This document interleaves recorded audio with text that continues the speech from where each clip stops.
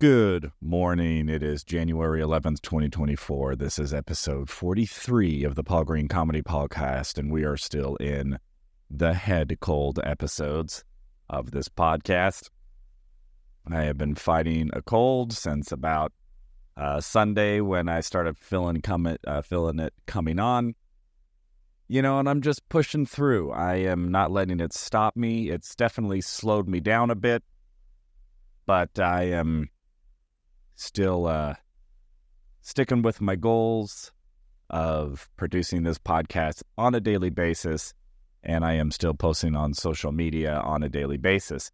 If you are just tuning in for the first time and wonder who the heck I am, why the heck I'm doing a podcast, so my name is Paul Green. I'm a stand-up comedian. I'm an actor and improviser. I'm currently living in Phoenix, Arizona, and on a more general scale, I consider myself a dreamer, meaning I have big dreams, big goals, big ambitions, and I am pursuing them as best I know how with the resources that I have, while also combating my own weaknesses, my own setbacks, my own limiting beliefs, and my own lazinesses and whatnot. And I decided to start doing this podcast. It's something I've been wanting to do for a while, but for me, it's an opportunity, first of all, just to document my journey and really hold me accountable for what it is that I'm up to, because I think it is just so easy to get distracted from what it is that we really want in life. And I know for me, if I don't have a very consistent and constant reminder of what it is that I really want and what it is that I'm really pursuing, then it is very easy for me to get off track. And so a lot of this is my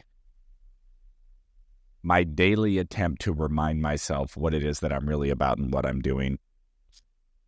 And secondly, I view this as an opportunity for me to, if anything, share the insights that I'm learning and experiencing as I go through this very audacious dream that I am pursuing, in the hopes that maybe I might just provide a little inspiration to somebody else out there who is perhaps pursuing something and maybe experiencing discouragement, or needs a little inspiration, or just maybe somebody else out there who is a voice of positivity and a voice of encouragement, because I can attest to there is a tremendous amount of negativity out there for anybody who tries to go for any goal or dream, putting yourself out there in any sort of creative sphere, or any sort of entrepreneurial sphere, or really anything. It just seems that we live in a world that there will always be people who feel the need to criticize and put down and be negative. And I don't know why that is the case, but that's been the case in my life. And it seems consistent with other people out there who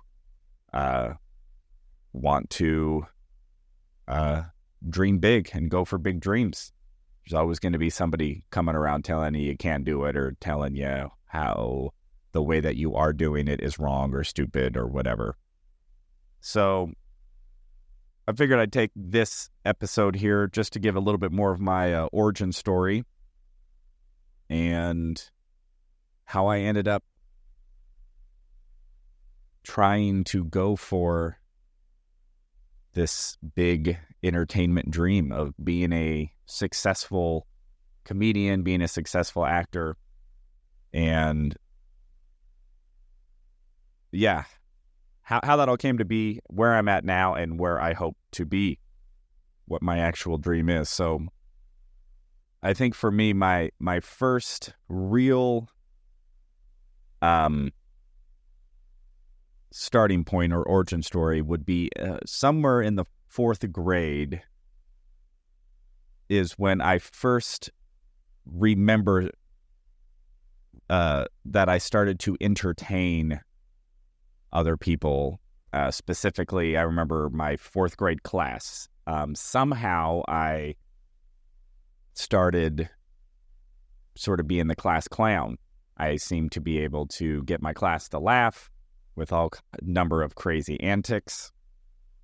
And that's also when I first remember starting to learn about like comedy, Saturday Night Live, comedic actors, like Jim Carrey. I remember somewhere around there is when I discovered Jim Carrey, I think first on In Living Color. All of the Saturday Night Live comedians, Mike Myers and Phil Hartman and Chris Farley and Adam Sandler and David Spade and, all of those SNL comedic actors. And a lot of them, started doing movies around that time. I think Wayne's World. I distinctly remember that movie coming out when I was young and watching that movie a ton. I could pretty much quote all of Wayne's World. That all happened in my elementary school days. And for me, it was how I survived, really. I never felt comfortable in my own skin. I never felt confident in my own skin. Just for whatever reason, I had this crippling insecurity that made me feel like wasn't that I didn't belong. I don't really know how to describe the feeling, but it was just a feeling that like I am not acceptable as I am. I have to be something different to be accepted. Whatever it was that I thought being acceptable was at the time. I didn't feel like I was, I wasn't a cool kid. I wasn't a wealthy kid. I didn't feel like the popular, cool, athletic, whatever it was. Yet somehow I could mask that insecurity with performance. So I could perform and put on little skits for my class and find jokes, find ways to be entertaining. And I could get people to laugh. And that somehow gave me a footing as a young boy in the social situation. But it all stemmed from a deep insecurity, which has never really gone away. I mean, I've gotten a little bit better as I've aged, but so I was always entertaining my class, and then at the same time, I was also always involved in music. Now, what's interesting is I really seemed to focus on the music throughout my school career. In my elementary, junior high, and high school, I was always in the band. In high school, I was in the marching band. And I loved music, but really what I loved was the performance element of it. I mean, I was a halfway decent musician, but performing was really what I wanted to be doing. And I even told, I think it was my 8th grade guidance counselor, that I wanted to be an actor. And when I told her that, there was just something in her response that was, let's just say it wasn't supportive. It wasn't met with any sort of enthusiasm. And so even at a young age, I seem to have it in my psyche that performance actually does sort of seem to be what I am geared to do. I never really had any gumption or inclination that I would be the type of person who could quote unquote make it. And that was sort of the messages I was getting. And I think it's not of the fault of anybody, but I never had anybody growing up in my corner that was like, yes, Paul, you can do anything you want to do. You can make it as an actor. If that's what you want to do, let's go all in. It was always like, oh, well, okay, we'll write actor down. And because of that and my crippling insecurity, I didn't have an innate confidence in myself, and then I wasn't getting external validation. And so all I was doing was led from a point of insecurity and trying to survive in this world that I didn't feel acceptable for, as I mentioned before. So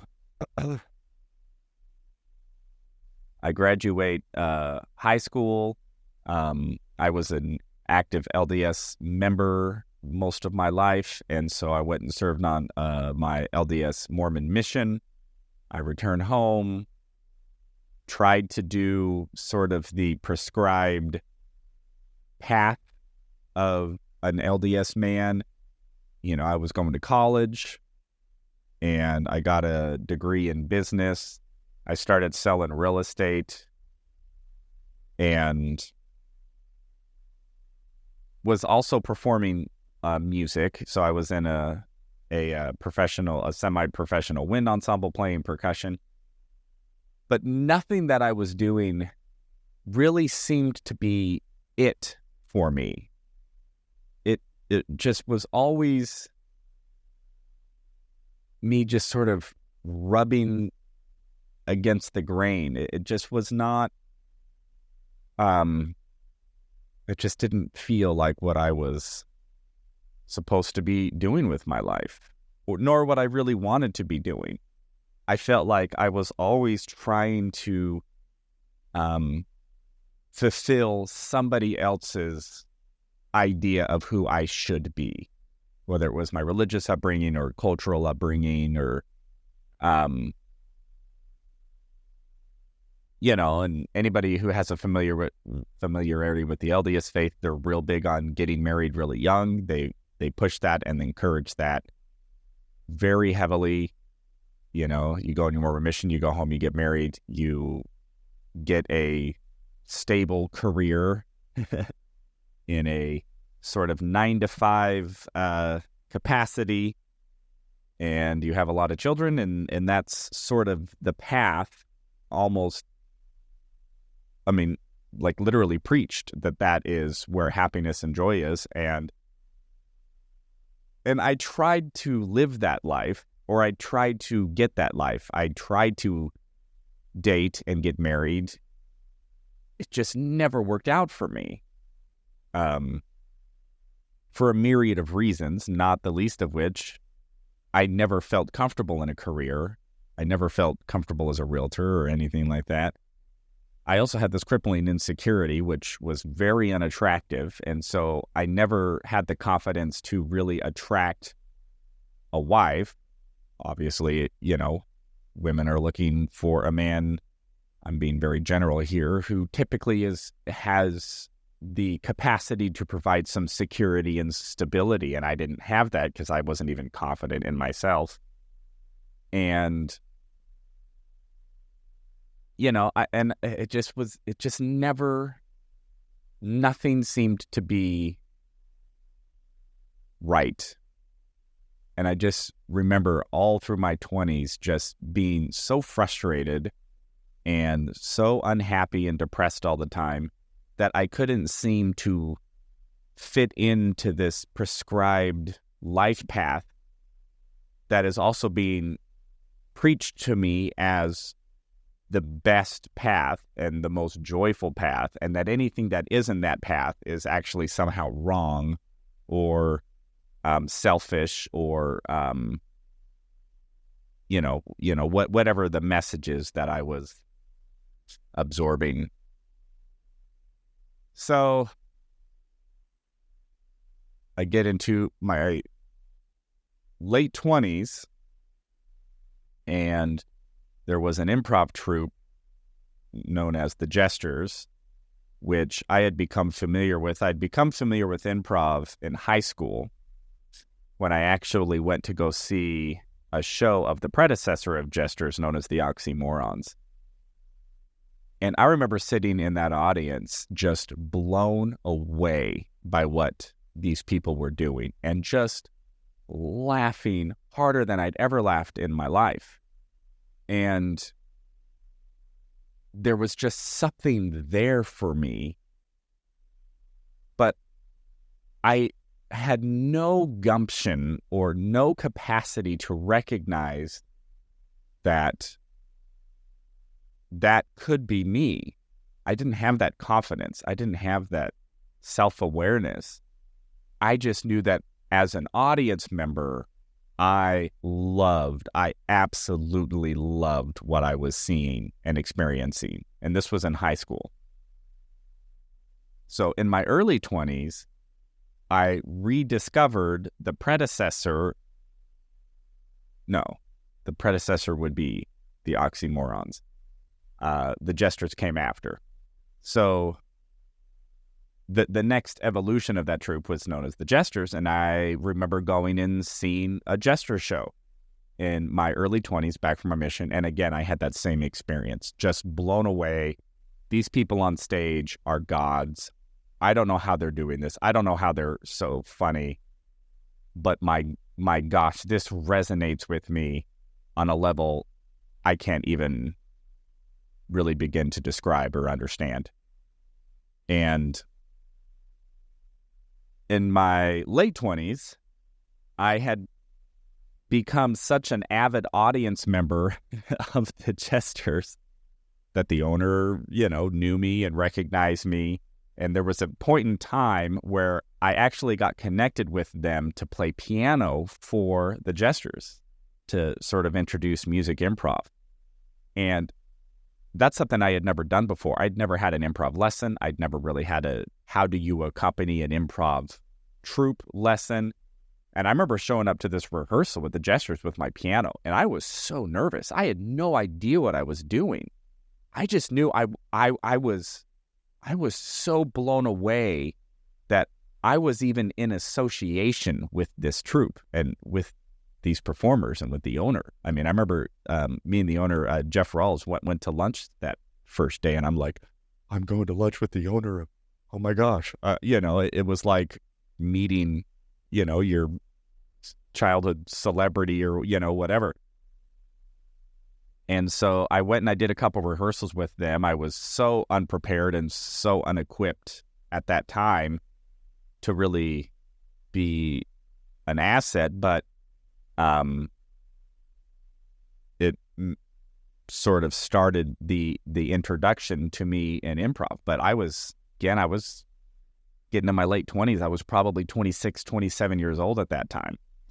And at that point in my life, I had never really done any official acting. I did like a small bit of acting in high school. I was in one play, not a lead or anything. And then I did one sort of acting competition with a buddy of mine, a close friend, Albert Wolf. We did like a duo acting piece and whatever sort of mask and gavel, whatever. But again, I never had anybody going like, hey, Paul, hey, you should really be pursuing this. You have talent. You're nothing. I never had that. And again, my main focus was music. A lot of the times, the reasons I didn't do acting in high school was because I was in the band all the time. I was in the marching band. I was on the drum line.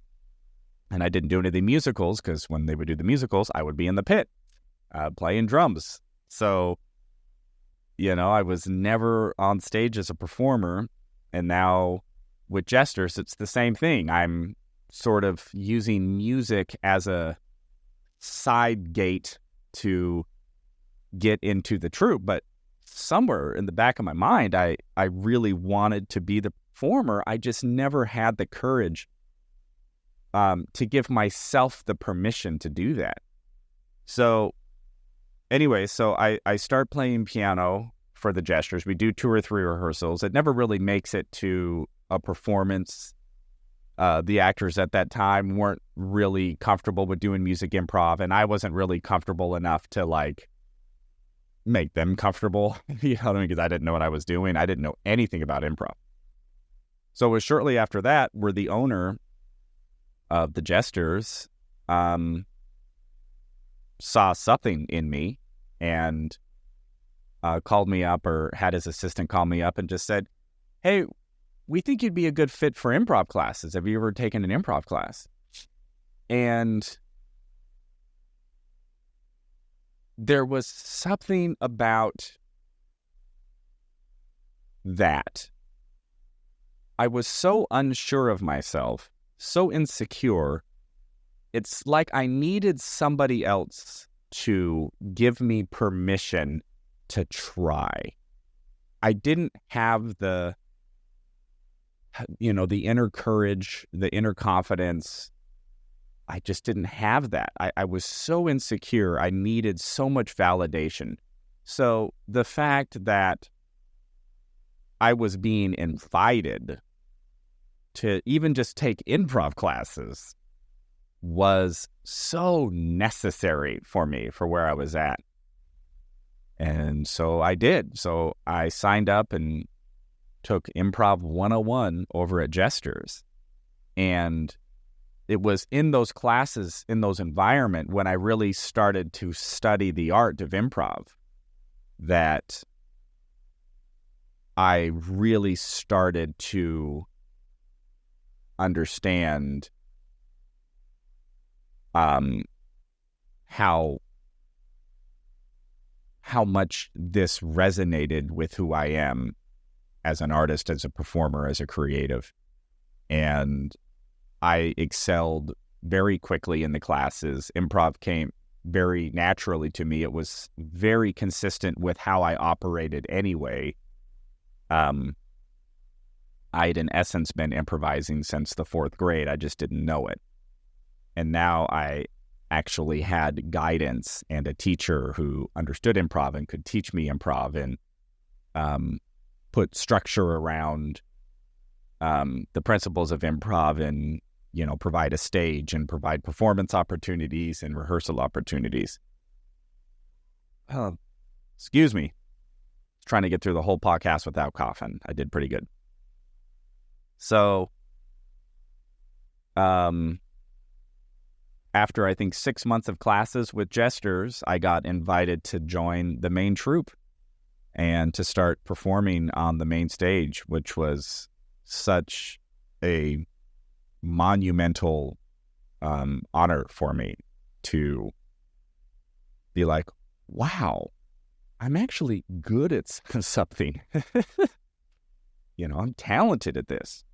And I knew I was. It's like, I know I'm good at this. And I don't think I'm just good at it. I feel like I'm really good at this performance style. And that introduction into the troupe led to about a 7-year stint as a jester, performing on a regular basis. I started doing corporate shows for them. I started teaching classes for them. I started doing music improv with them. So now that I understood improv, I felt a lot more comfortable now on the music side, which I had tried to establish just on the music side without knowing any improv, before, which is interesting. And then we started doing music improv skits at Jesters. And all this time that I'm doing improv, I knew that there was this thing called stand-up comedy. And stand-up comedy is a whole other beast. And I think what I'll do is I'll break this up into a couple parts. This has been going a little long, so we're about 25 minutes. I try to cap these at about 20 minutes. So I think that the voice that I would like to put out to anybody in this podcast is, if you feel you have a gift and nobody's ever given you permission, and you have that insecurity, or you know that there's just something that's calling to you, but you've never received the invitation or whatever, but man, it calls to you, and I don't know what that is, because Lord knows there's a million different things that can call to somebody, so many different passions and interests. I would love to give you the permission to go for it, and it's never too late. I didn't start improvising until I was 28. I didn't start doing stand-up until I was 34. I didn't really start acting until I moved to LA around 35, 36. I didn't really book a commercial until, I think I booked my first commercial when I was maybe 36 in LA. I booked a couple plays. I did a Shakespeare play. I did all of that stuff. And I had never done any of that. So improv at 28, stand-up at 34, did a Shakespeare play, I think at 36, 37 years old. Didn't get an agent until I was almost, like a bona fide agent, until I was almost 40, and got my first commercial with an agent when I was 40, 41 years old. And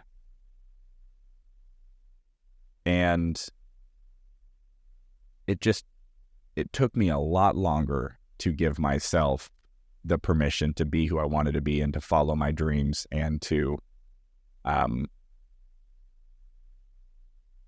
stop waiting for somebody else to validate what my dreams are. And I'm grateful that Jeff Rawls did when I was 28, because had he not done that, who knows how much longer it would have taken before somebody else came around and gave me permission to pursue my passions and my dreams. So I will give you the second half, a little bit more detail about how I got into stand-up and about how I moved to LA, because those are all very compelling stories in my life, and I hope that they will provide a little bit of inspiration. But again, if you're looking for somebody to give you permission to go out and pursue your dreams, I permit you for whatever that means.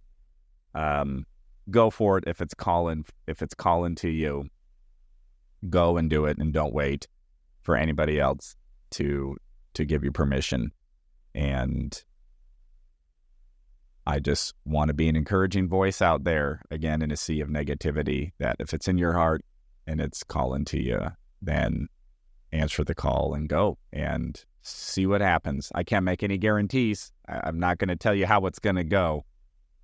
That's not my place. But I will tell you, me going for it, even though, even with everything that's happened, I haven't quote unquote made it. But man, I would never change. I would never trade going on this journey for anything. So go for it. You have my permission. You have my encouragement. All right, everybody. I will pick up tomorrow about how I got into stand-up and how I ended up in LA, as we dive into the origin stories of Paul Green. And I love you all so much. Thank you for listening. This is the Paul Green Comedy PaulCast, January 11th, 2024, episode 43. Again, I love you so much. I will talk to you tomorrow.